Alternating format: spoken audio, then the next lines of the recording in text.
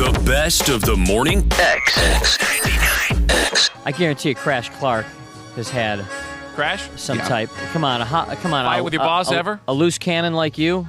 A fight with the boss? Yeah. Dick Meter? The guy's 80 years Well, old. not here, but I mean, Any boss. you ever had a physical confrontation with a boss? Yeah, back in Miami, not when I was ever working in radio.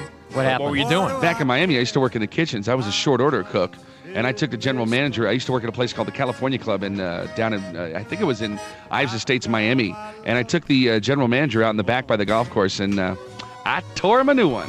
You come from a long list of fighting Clarks, don't you? Oh, yeah. Oh, yeah. I do believe, if I remember correctly, Tore him a new one? your brother Tom, when he worked here, at once got in some type of physical confrontation. Not with his Let's- boss. Not No, with his no. boss. It was with a coworker. Yes, I was yeah. witnessing that one. In the hallway, I separated him with one of the producers of the morning show about 8 years ago. That was my first day here. Yeah. That's her first day here. She's working on a show, and two of the people on the show getting a fist fight. Oh, that was lovely. Well, I mean, Wasn't this one of the first days when he came from being a butcher?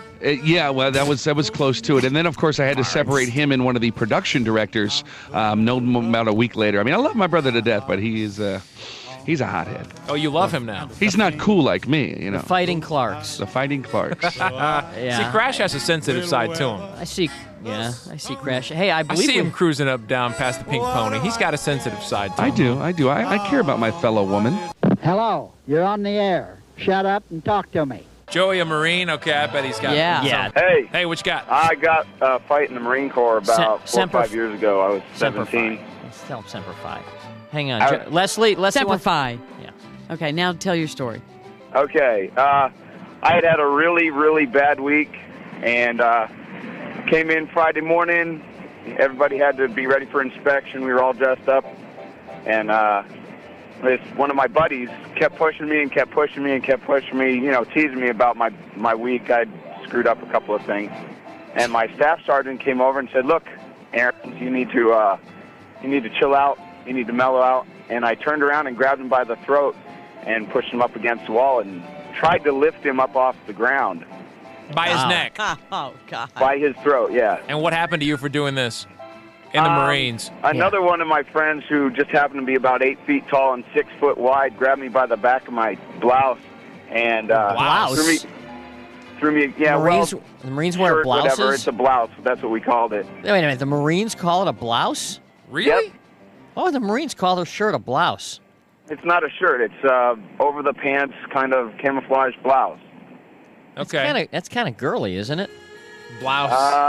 I wouldn't Picking say a fight that. with this guy? You trying to pick a fight? Jimmy, I don't know. you now, won't win. you guys don't have a combat skirt, do you? No, that would be over in Scotland probably. It's called a kilt. the matching. That's the Navy. Right? Anyway, so Yeah. the guy pulled you out before any superiors found out? Well, actually, I was only a lance corporal at the time, and I snatched up a staff sergeant and was grabbed by another staff sergeant and taken outside. And beaten But usually bloody. we handled stuff outside instead of like in front of everybody in the shop. So what happened? What kind of punishment? I mean, there must have been some type of punishment. I got browbeaten. I went in front of the sergeant major, and after about, a half hour of butt chewing, they let me go. I was a bit of a hothead. Now, the butt chewing, again, I thought that was the Navy. But hey. Hey. No, that's the butt. Okay. He had to take the Had to take the the joke ball. one step further. Thank you, Joey. Thank you. All right, Joe, we'll see you later. Yeah, Marines, Take it easy. man. Eric, this is the sheetrock hanger. Eric? Yeah. There's all kind of fighting going on in the building process. When you Oh, get to the yes. certain level of building, all kinds of fighting. What happened to you? What happened to me? Yeah. Yeah, what happened to I you? was working late on the weekend, hanging sheetrock, trying to get ready to do my final inspection, and worked real hard. And my boss came in Monday, and I was there early in the morning working. He started. His boss must have walked in. Nutcase was that guy. I don't know, but one of the guys who used to be in my band and some of these guys that cruise around through the riffraff that are in the building profession, Uh-huh. they fight and drink so much Oh, that yeah. I don't know how those houses stay up. Honestly. They don't. And this That's the guy problem. was working in a very high-end neighborhood putting up frames of houses. Just shellacked. I don't know how they stay up. All right. Now, wait, is Todd line 4 TJ? TJ. Yes. What's going on? Not much. I was just calling about a story when I was about 17 years old, just got out of high school. I was framing houses, and we was over on South Cobb Drive, and one morning we was up on top of a house putting a deck on, putting the roofing on. At that time, me and the boss got in an argument. He was hollering at me, hey, bring it over here, cussing at me and everything else. And I'm walking across this roof, carrying this wood, and it's like 100-something degrees out there, and he just kept on. So I threw it down, and we got to arguing about him cussing at me. I mean, talking to me like I was a dog. And so one thing led to another. He got to pushing me. I got to pushing him. We got to fight on top of the house. On top of the house? On top of the house. Looks like a movie scene. Was it one of those houses that has the peaked roof where the, Yeah, it was, actually it was condos. It was 2-level condos.